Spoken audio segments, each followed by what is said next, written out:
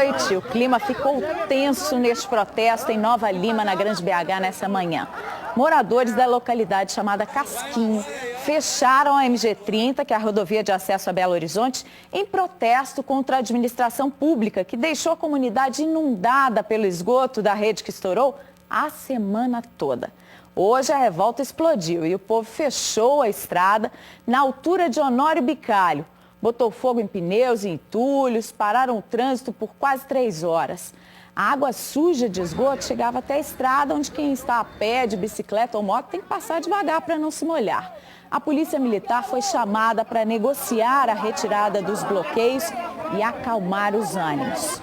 E depois chegaram os bombeiros para apagar o fogo e ainda foi preciso usar uma retroescavadeira para poder recolher o entulho e liberar a pista. A Prefeitura de Nova Lima nos informou que entrou em contato com o Departamento de Estradas de Rodagem, o DR, que é o responsável pela MG30, solicitando a execução do serviço de manutenção na rede de esgoto, que isso seria uma demanda vinda de administrações passadas, mas comunicou que ao avaliar a gravidade da situação, a equipe da Secretaria de Obras e Serviços iniciou a sinalização do local para intervenções necessárias.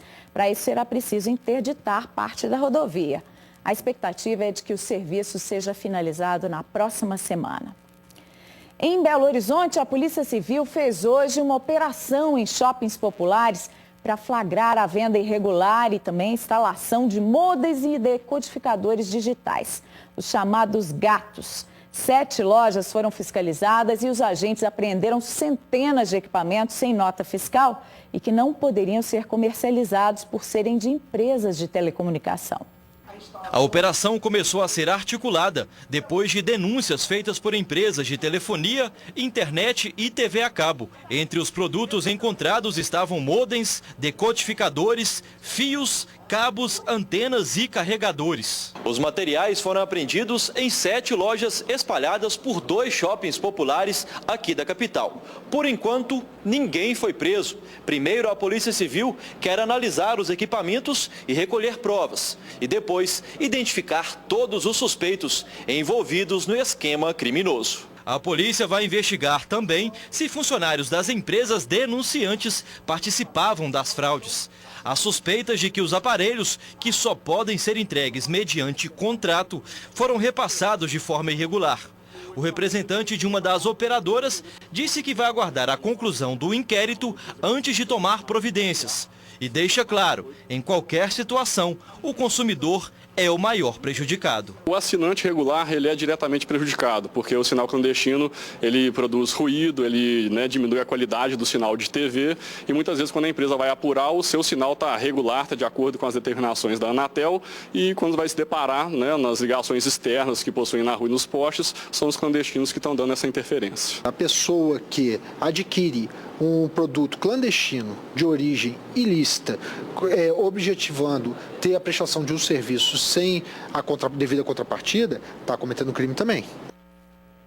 Agências reabertas, os bancários trabalharam hoje normalmente depois de aceitarem a proposta de reajuste da Febraban e encerrarem a paralisação que durou 31 dias. Mais de 13 mil agências em todo o país haviam sido afetadas. O fim do movimento veio com a proposta feita pela Federação Nacional dos Bancos de 8% de aumento nos salários e abono de R$ 3.500. A categoria se reuniu em assembleia na noite dessa quinta e decidiu aceitar e pôr fim à greve. O encerramento da paralisação também foi confirmado pelos sindicatos de Divinópolis, região Centro-Oeste, de Governador Valadares e região Leste e da Zona da Mata e do Sul do estado. Apenas funcionários da Caixa de 6 capitais do país mantêm a greve. Ônibus lotados, veículos em péssimas condições, atrasos no quadro de horários. São várias as reclamações de passageiros que agora incluem mais um item nesta lista, a criminalidade. Em Santa Luzia, usuários do transporte público denunciam a quantidade de assaltos dentro dos coletivos, principalmente nos fins de semana. Muita gente já foi vítima ou presenciou um roubo. Entraram 4 caras, pediu a moça com o neném para dar sinal. Eles entraram e anunciaram assalto e levaram tudo. Pegaram celular, bolsa.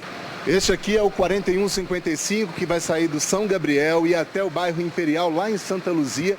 e é nele que nós vamos embarcar. No aperto do coletivo é preciso muita atenção. Eles entram na vila junto com a gente. Como se fosse passageiro. Como se fosse passageiro. Entra dentro do ônibus, aborda, quando tem pouca gente. Quando tem muita gente assim, eles não correm muito risco de entrar, não. É mais sexta, sábado, domingo, em horários com escala grande, entendeu? Então eles entram, aborda todo mundo, pega a mochila, pega celular, o dinheiro, o que a pessoa tiver. E como fazer quando o principal alvo é o celular? Eu procuro não ficar tirando o celular do bolso, geralmente eu deixo o celular num lugar mais impossível de alguém encontrar, não deixo dentro da bolsa. As reclamações não são só desta linha, não. De acordo com os passageiros, quase todos os ônibus que vão para Santa Luzia sofrem com os assaltos, muitas vezes até a mão armada. Coloca a faca, o último que eu fiquei sabendo desse colega meu foi com a faca. Colocou a faca nele e aí roubou o celular dele. Bom, e aí desceu do ônibus e você acha assim, acabou o medo? Não, na verdade não. Porque ainda tem um trajeto ainda na parte escura ainda depois que desce do ônibus, né? Que daí a gente precisa ainda caminhar e contar com a sorte aí para chegar em casa. É preciso reforço na segurança pública. Moradores do bairro Renascença, na região nordeste da capital, também estão assustados com a onda de roubos. Nessa madrugada, o alvo foi o carro de um militar dos bombeiros, levado de assalto por um bando armado. O veículo estava sendo manobrado pelo vizinho que compartilha a garagem com o militar. Essas imagens mostram quando os criminosos chegam e descem do carro. Eles vão em direção à vítima, deixando as portas do veículo abertas. Depois do roubo, apenas 2 voltam e embarcam no veículo em que chegaram. Câmeras de segurança também registraram a fuga da quadrilha. O carro escuro é o Palio que acaba de ser roubado e onde estão 2 homens do bando. O outro é o veículo em que os bandidos chegaram ao local. O carro roubado estava na garagem desta casa, aqui no bairro Renascença. O dono é um bombeiro militar que não tinha seguro. A expectativa da família agora é de que o veículo tenha sido abandonado pelos criminosos e seja localizado pela polícia. Alisson conta que foi rendido pelos ladrões quando tirava o carro da garagem para levar a mãe a um velório. No momento que eu fui manobrar o carro para colocar o carro de volta na garagem, os elementos passaram, subiram a rua, pararam um pouco mais adiante da minha casa e já desceram os 4 armados e anunciaram o assalto. Um dos rapazes até perguntou, a gente não vai levar os 2? Aí o cara falou, não, vão levar só esse mesmo. Levaram o carro que é do meu vizinho, que é um bombeiro militar. Em apenas 30 minutos, conversando com pessoas na rua, nós ouvimos vários relatos de furtos e assaltos com violência nos pontos de ônibus e em várias casas da região. A rua Taquari aqui, ó, uma casa foi roubada 3 vezes de dia. 3 vezes. Outra casa, subindo na Tapira, uma senhora, foi assaltada 3 horas da tarde, arrebentaram o portão, arrebentou a grade da copa da cozinha e levou tudo. Mais polícia na rua e abordagem a suspeitos para poder desarmar esses bandos que andam por aí. Um operário morreu nessa manhã depois de ser soterrado no estacionamento de um supermercado de Belo Horizonte. O Everton dos Santos Flores, de 33 anos, trabalhava em uma obra de canalização dentro do estacionamento no bairro Ouro Preto, região da Pampulha, quando um barranco cedeu e caiu sobre ele. Viaturas do Corpo de Bombeiros e uma ambulância foram deslocadas para lá, mas infelizmente não conseguiram resgatar o funcionário com vida. A Rede Carrefour enviou uma nota lamentando a morte do operário que trabalhava para uma empresa terceirizada. Disse ainda que está à disposição das autoridades para colaborar no que for necessário. A obra foi interditada pela Defesa Civil. Veja agora a previsão do tempo para este sábado em Minas.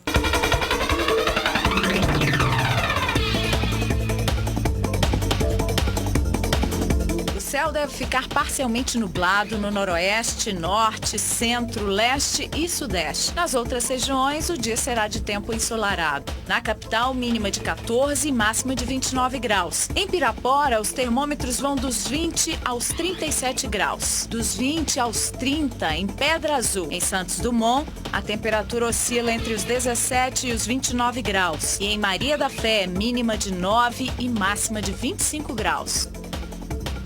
A construção de uma bacia para prevenção de enchentes no bairro Tirol, na região do Barreiro, em BH, é a melhor alternativa para acabar com os transtornos que enfrentam os moradores. mas a obra não foi concluída, deixando para trás muita sujeira, mau cheiro e lama. O impasse na negociação de desapropriações piora ainda mais a situação no local. A construção de uma bacia para conter a água da chuva começou no início do ano passado e precisou desapropriar alguns moradores da região. Michele é uma das pessoas que ainda vive no local. Um apartamento próximo e a casa que pertencem a ela foram avaliados em R$ 931 mil, mas a prefeitura quer pagar apenas R$ 584 mil. O impasse está na justiça. Enquanto isso, eu continuo por aqui, sofrendo, né? E com os roubos também. Mauro nos mostrou as rachaduras na casa dele.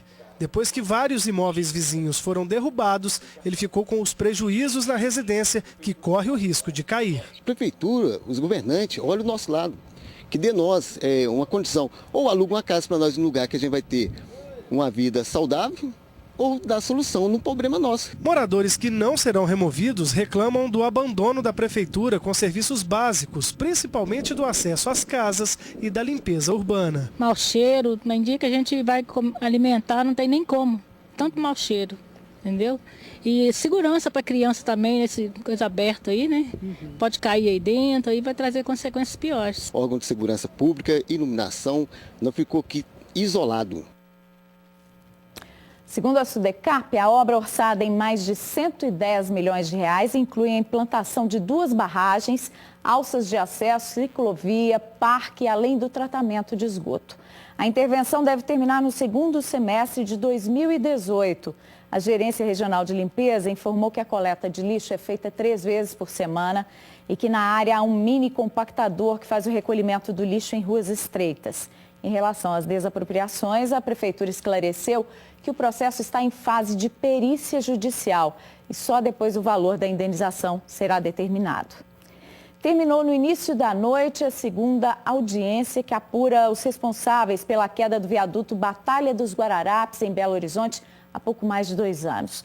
2 pessoas morreram e mais de 20 ficaram feridas. Foram ouvidas ao longo do dia 15 testemunhas e 2 vítimas. Quem presidiu a audiência foi o juiz titular da 11ª Vara Criminal de Belo Horizonte, Marcos Henrique Caldeira Brant. O viaduto caiu no dia 3 de julho de 2014 sobre 2 caminhões, um carro e um micro-ônibus que passavam pela Avenida Pedro I, na região da Pampulha. 2 pessoas morreram, Charles Frederico Moreira do Nascimento, de 25 anos, que estava no carro prensado, e Rana Cristina dos Santos, de 26, que dirigia o micro-ônibus. 11 pessoas foram indiciadas por causar desabamento na modalidade culposa, ou seja, não intencional, mas provocando lesões corporais graves e morte. Elas podem ser condenadas até a 12 anos de prisão cada uma. A próxima audiência está marcada para o dia 21 de outubro.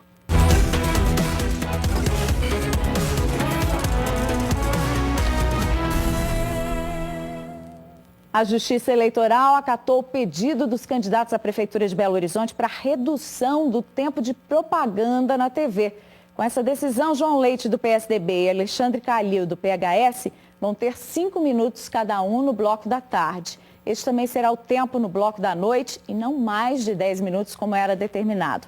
Os programas também foram adiados. O início vai ser só na sexta-feira, dia 14. As coordenações dos candidatos alegaram que o tempo reduzido é o suficiente para a apresentação das propostas aos eleitores. Mas o requerimento foi uma alternativa para reduzir custos. As propagandas no rádio e as inserções não serão alteradas. A polícia de Governador Valadares investiga um sequestro ocorrido na noite dessa quinta-feira. De acordo com testemunhas, 4 pessoas invadiram uma casa, agrediram 2 moradores e fugiram, levando um adolescente como refém. O crime pode estar relacionado ao tráfico de drogas. 4 bandidos armados chegaram nesta casa aqui, invadiram a residência e agrediram 2 pessoas que estavam lá dentro. Em seguida, eles fugiram levando um aparelho televisor e um adolescente de 16 anos. Sem se identificar, o outro rapaz contou pra gente o que passou nas mãos dos bandidos. Os 4 caras mais ou menos, e perguntando de moto, batendo na gente. Aí depois trouxe um outro cara que vendeu uma tal de moto a uma vizinha. O cara falou que vendeu pro menino, eles pegou e levou o menino, né? De acordo com a polícia, as duas vítimas seriam usuárias de drogas e foram agredidas por causa de uma possível negociação feita com os agressores. É uma casa que ele tem costume de ficar, não é dele, né, mas ele mesmo assume que é usuário de droga e possivelmente ele estava fazendo uso também. Então intensificando o patrulhamento, as operações, para tentar localizar o veículo, esses autores e esse menor que foi levado também. Frequentadores de um clube e proprietários rurais de Varginha estão preocupados com a invasão frequente de capivaras, que tem aumentado muito em quantidade na região do Rio Verde. Além de atacar as plantações e jardins, os animais levam medo da febre maculosa, já que são hospedeiros do carrapato estrela, transmissor da doença. Seu Sebastião trabalha como viverista nesta propriedade em Varginha. Ele explica que pelo menos 40 capivaras estão invadindo a fazenda. Começou a atacar mesmo de uns 4 anos para cá. A capivara é o maior roedor do mundo e pode pesar até 90 quilos. O animal mede mais de 1 metro de comprimento e 60 centímetros de altura. Elas ficam nas margens do Rio Verde e invadem as propriedades atrás de alimento. Herbívoro, o bando vem encontrando nas mudas de palmeiras a principal refeição. De acordo com o Sebastião, já foram mais de 5.000 mudas destruídas pelos animais.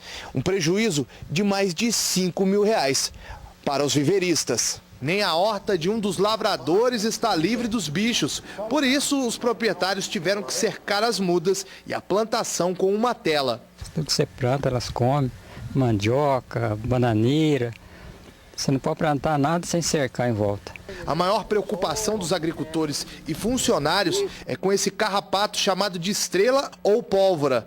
As capivaras acabam trazendo os carrapatos para dentro das propriedades. A gente tem medo, mas tem que trabalhar, né? Os carrapatos podem infectar os seres humanos com a febre maculosa, doença infecciosa com lesões na pele, geralmente transmitida pela picada quando o inseto está infectado com um vírus. Caso não seja tratada, ela pode causar meningite e, em alguns casos mais graves, até a morte. Recentemente, um menino de 10 anos morreu depois de ter sido contaminado com a doença no Parque Ecológico da Pampulha, em Belo Horizonte, no dia 20 de agosto deste ano. Thales Martins Cruz foi internado no dia 2 de setembro e 2 dias depois acabou morrendo. Uma preocupação de fazendeiros e também deste clube de Varginha, que vem recebendo a visita do bando de capivaras. A gente sempre teve esses problemas com o carrapato em razão das capivaras, mas o problema vem aumentando, os associados têm reclamado. O clube fica em uma ilha no Rio Verde que possui uma área de 1.400 alqueires. Para informar os 2.500 associados dos perigos do carrapato, a administração colocou placas com um aviso e também irá publicar um alerta sobre a febre maculosa. Para tentar resolver esse problema, o clube entrou com uma ação na justiça para que o Estado possa solucionar o caso. Tive a resposta do IBAMA falando que a responsabilidade era do Estado. Tive a resposta do Estado falando que não, que a competência é do IBAMA, da União. E, enfim, fica por isso mesmo. Ninguém resolve o problema das capivaras. O 22º Batalhão da Polícia Militar, em BH, promoveu hoje uma festa para crianças de até 12 anos. Várias atrações, como teatros, gincanas e oficinas, foram realizadas na sede do batalhão, no bairro São Bento. Mais de 800 estudantes de escolas públicas participaram deste evento, que antecedeu as comemorações do Dia da Criança. E há 5 dias desta data especial para a meninada, um ciclista chamou a atenção hoje no coração de BH, com uma ação para estimular a solidariedade. Ele pedalou por 12 horas para recolher brinquedos que serão doados a crianças carentes. 11 horas depois da primeira pedalada e Tiago estava assim, ó, suado, procurando a melhor posição, mas nada de cansaço. Fazendo isso, eu acredito que eu libero dentro do ser humano esse espírito de solidariedade e brutalidade compartilhada, que é o que eu prezo. Então, ficar aqui para mim, te falar a verdade, não é exaustivo, não é cansativo. A iniciativa do ciclista e professor de educação física surgiu quando ele relembrou a infância. Época em que Tiago ganhava brinquedo dos pais, mas via várias crianças sem receber nenhuma lembrança. Muita gente que passou pela Praça 7 não resistiu ao ato de solidariedade. Falei que eu ia voltar, poxa, Pouco antes do fim da maratona de 12 horas e a calçada já estava lotada de brinquedos, bicicletas e outros presentes. Essa causa tá justamente para suprir as necessidades das crianças, né, que não tem sequer um brinquedo em casa.